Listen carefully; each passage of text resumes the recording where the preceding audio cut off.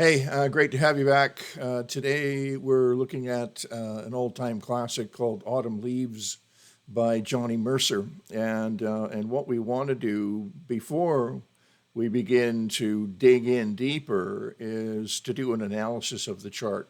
An analysis of the chart is an essential thing to do if you want to really begin to understand what it is you're improvising over and what it is you're doing. Uh, so it's not just a pedantic exercise like in school or whatever. It's an absolutely necessary element of learning how to get around a tune. Okay. And so let's just start at the very beginning. What we've got here is a key signature of F sharp. Key signature of F sharp tells us that we're in the key of G, either in the key of G or in the relative minor key of E minor. Those are the most common. There are other possibilities, but those are by far the most common. So key of G, 1 sharp, F sharp, and its relative minor, E minor. All right. So that's what we're in here. And as you can see, we start with an A minor chord. And when you see an A minor chord like this, obviously you already know we're in the key of G. So that's informed your analysis for this first chord. So this first chord is the 2 chord in the key of G, and then the next chord is the 5 chord in the key of G, and then lo and behold, we end up with the key of G. So resolving to the G major chord. So we begin with a 2, 5, 1 chord progression, and then that goes to the 4 chord. All right, so 2, 5, 1, 4. Now, then F sharp minor 7 flat 5. I've said this before. An F sharp minor 7 flat 5 is not some kind of weird altered chord that sounds cool. It's a great sounding chord, obviously.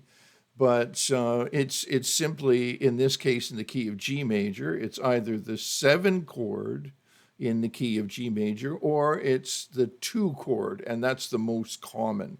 It's going to be the 2 chord in the relative minor key. And you will see flat 5s over and over, minor 7 flat 5s over and over again. And as soon as you see it, assume that it's a 2 chord in a minor key, as is this. So we have 2 chord in the key of E minor, 2, 5, 1. And you'll notice that the 5 is a major chord, or like the notes of the B7 are going to be B, D sharp, and F sharp. So it's not a minor chord. And so this chord here does not come directly from the scale of G major. It actually comes from, well, if you look at the melody here, you see that the melody is indicating a harmonic minor scale, and from the or not a harmonic, a melodic minor scale, and with the raised 6th and raised 7th degree. That's what you've got here, and that will produce a B7 chord, and then we resolve to the E minor. Reason for the B7 is it just has more forward motion. All right, and you want to grab that kind of thing in your improvisations or in your chord melody arrangement, right?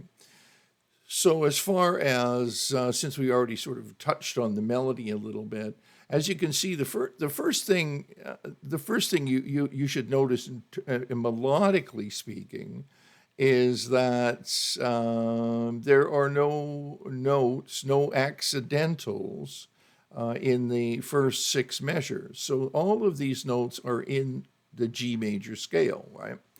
And then once you get to that measure 7, that's the first time you see a raised 6 and a raised 7 in the relative minor key. So this tells us that that it's essentially a diatonic tune. Diatonic means that everything is according to the key. So the modulation of major to its relative minor is a pretty subtle modulation. It's not like going from G major to E flat major or something. This is these keys are very, very closely related. And that's very important to know that when you are getting that down on the fretboard, because effectively what's going to happen is all of these scales should these scales should fall underneath your fingers, and you should know where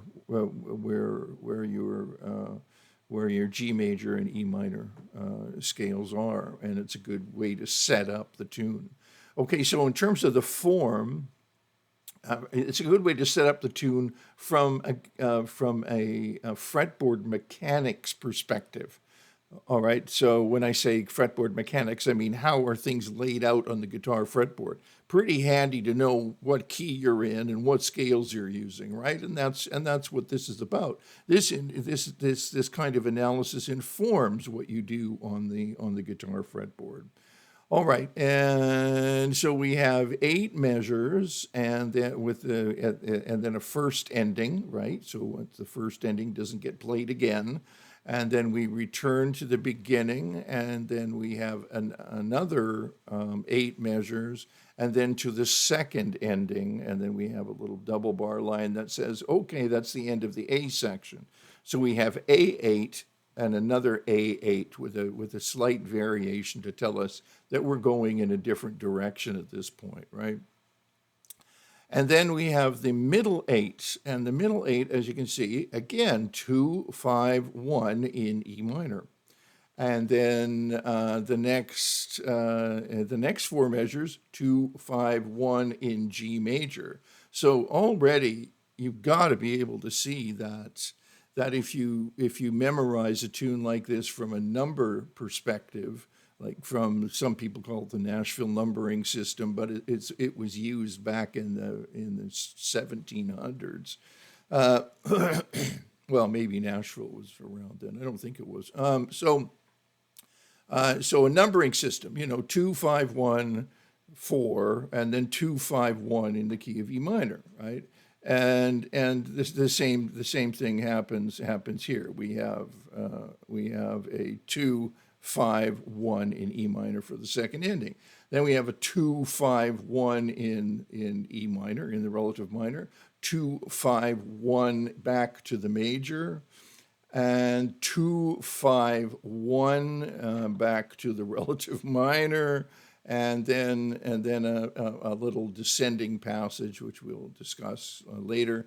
This descending passage could be a number of different passages, because as you can see, there's nothing going on in the melody. It's just a sustained B note, right?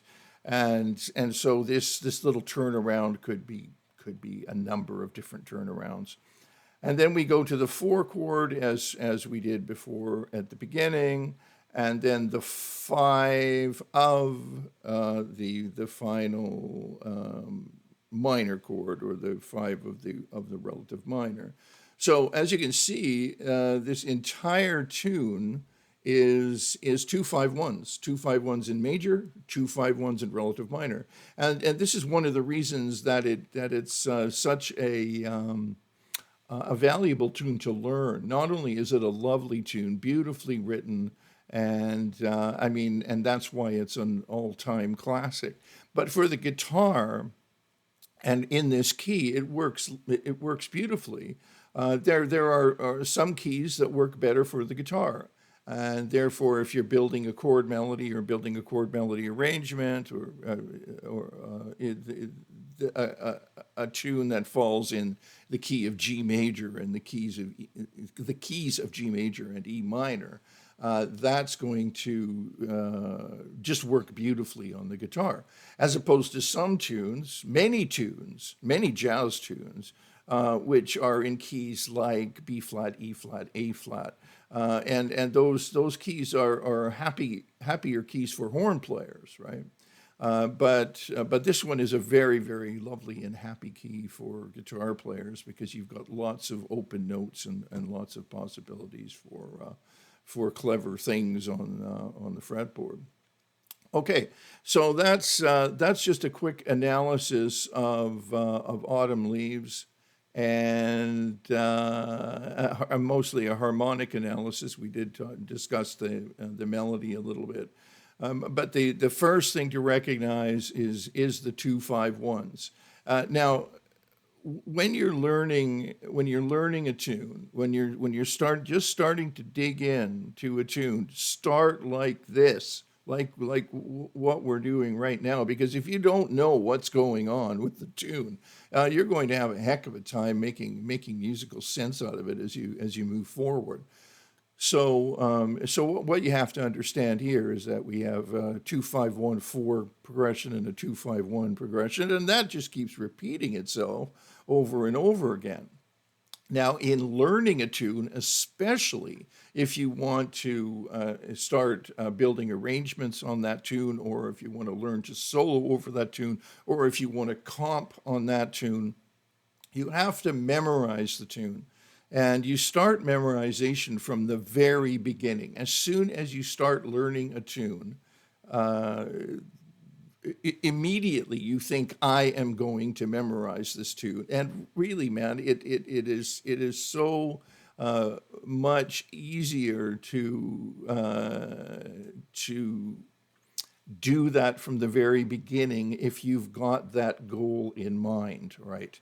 So always, always, always work toward memorizing the tune and internalizing the tune. Like for instance, if I look at the first 8 measures of this tune, we see a 2-5-1-4 progression and then a 2-5-1 minor progression in the relative minor. So I mean, that's the first 8 measures. I mean, that's like more than a quarter of the tune because it ends up just repeating itself, right? So that's a piece of cake for you, for you to memorize that. 2-5-1-4 and then 2-5-1 in the relative minor key. So you're already on your way to memorizing it. Then I would suggest, starting to get that to the fretboard and just walk your way through some basic chord voicings and chord forms, whatever you might use. Right, you can tell where where those are going, and then try different regions of the fretboard and so on. But what I'm getting at here is you want to build a foundation with your learning processes that starts at the very beginning with what key am I in, what is this chord progression doing, and then start to gently put that on the guitar fretboard and listen to what you're doing and what this sounds like. What makes this tune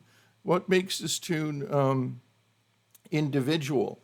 Another good way to test that for yourself is if you are going to play this tune with someone who had never heard it before, which is unlikely, but with someone that's never heard it before, and you had to explain this tune to that person on a bandstand. You're going to, you're there, you're live, and you say, let's play Autumn Leaves, and this person is double bass player beside you.